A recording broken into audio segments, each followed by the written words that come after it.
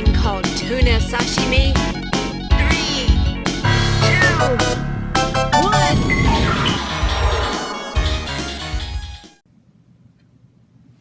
Hello again, Tunia, back again.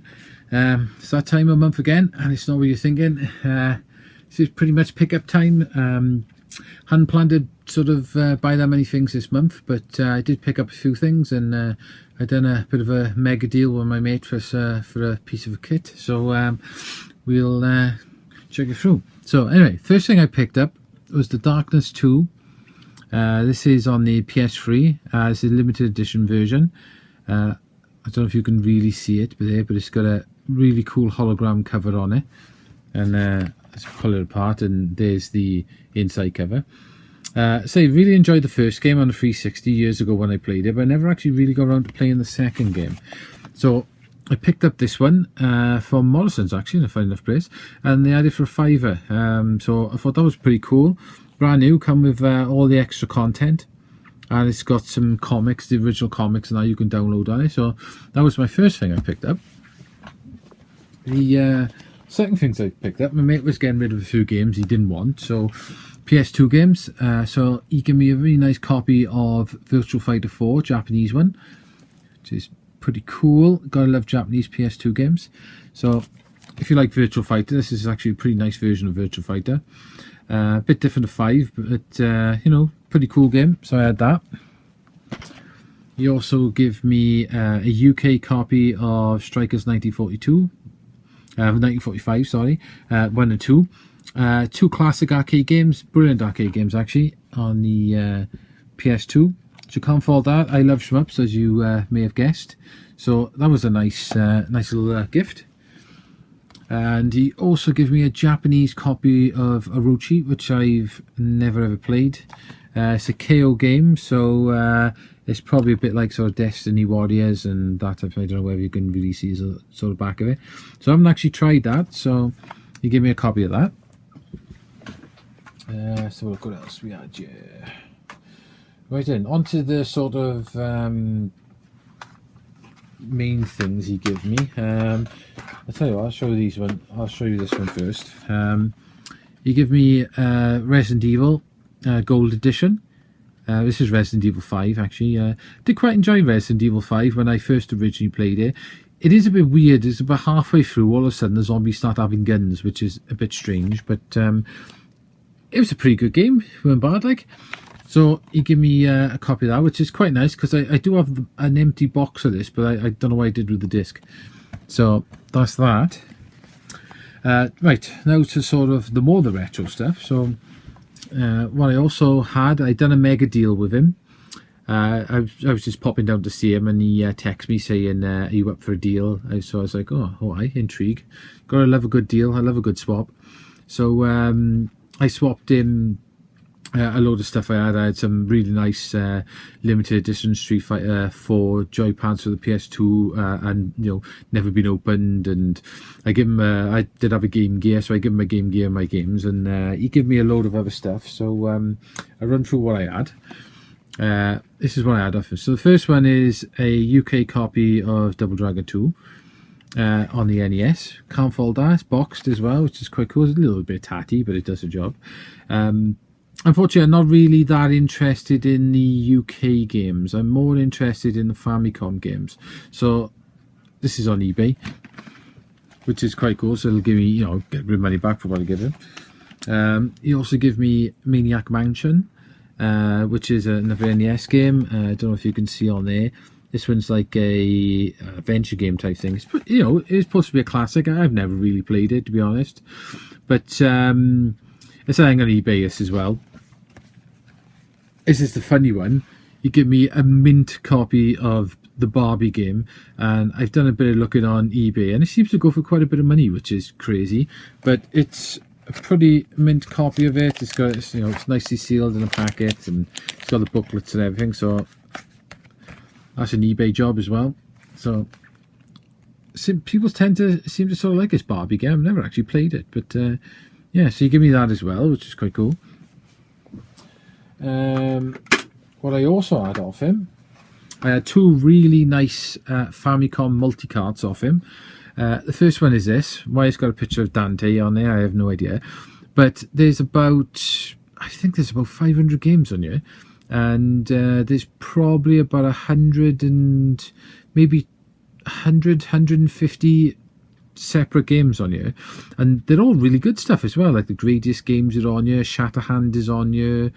I'm trying to think, the Contra games are on here. It's a damn good multi-card for what it is. It's really light, which is bizarre.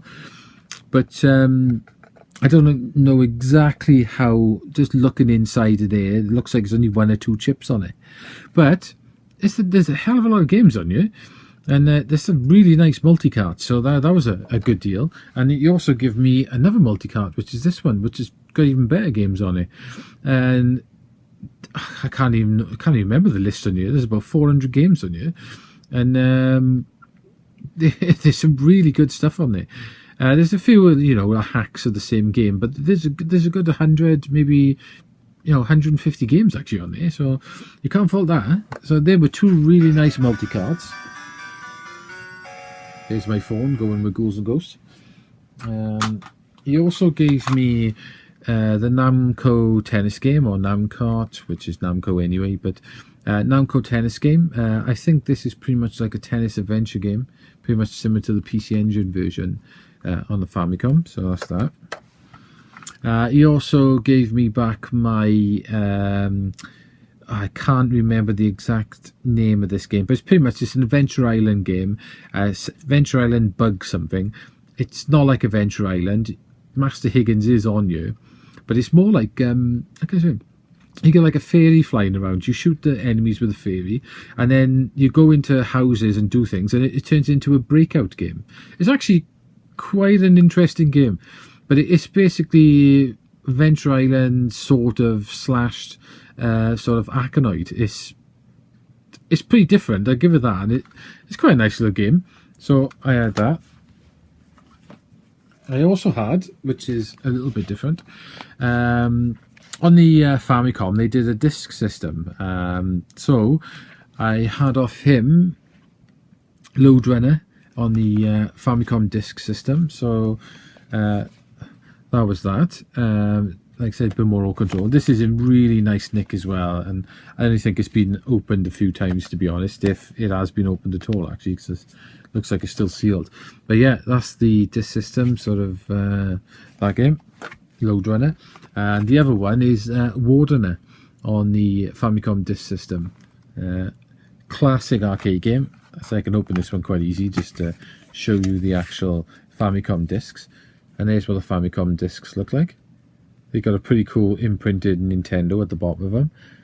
But yeah, really nice nick. These discs can actually be rewritten over the top. And in Japan, they used to be able to take their discs to a kiosk in the shop, put their disc in and put new games on them. So that was a pretty cool idea by Nintendo. Say this is 1988. So that's a Famicom disc. And they come in these nice little packets. So I had 2 Famicom discs. So you may be wondering, why have I got Famicom discs? Because I haven't got a Famicom disc system. Well, part of my deal with him was this. This is a Sharp Twin Famicom. They called it the Twin because you got your Famicom slot at the top of your normal Famicom games. And then in the bottom then, you've got the disc system. So it incorporates the both. There's pretty much your on and your reset button in there. So that is a Famicom disc system. Comes with these joypads, which are connected to the back again, which is a bit deaf because you ended up with maybe, I don't know, 3/4 meter of lead. But yeah, system's in pretty nice nick. He pretty much got fed up with it because he sits quite far away from his telly, and well, he can't really play any of these joypads. Makes it very awkward for him to play because they're very short. So he pretty much got rid of it. As you see, there's 2 joypads. One hasn't got a start button like these ones. That's because this one's actually got a microphone on it, like the original Famicom. And the pads sit nicely in the back of the machine.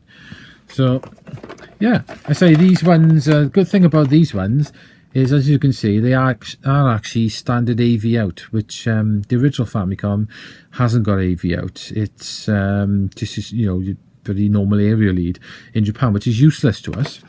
But it says RF something, but there, I have no idea what that is for. I'll have to try and figure out what exactly that is for. But yeah, so I had his Famicom disk system off him. This is why I did the face swap with him and give him quite a bit of stuff. Didn't really need a Famicom, to be honest, because I've already got 2 of them. But I never had a disk system. So what I might do this weekend, I might do a video showing you the 3 different Famicom hardware, not the PAL NES hardware, just the Famicom hardware, because I've got basically the 3 different pieces of hardware, but I haven't got the Famicom disk system. It sits underneath the original Famicom, but I do have an original Famicom.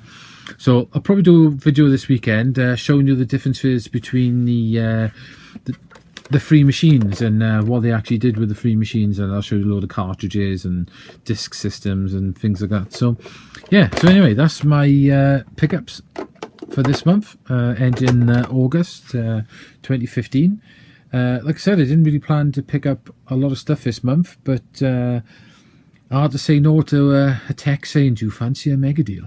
And I do love a bit of swapping and changing, so it's got to be done. So that's pretty much what I picked up this month, guys, and I've been doing another video this weekend. Hopefully I'll do the Famicom video so you can have a look at the different hardware and that. So I'll do that. I'll catch you in the next video, guys. Bye now.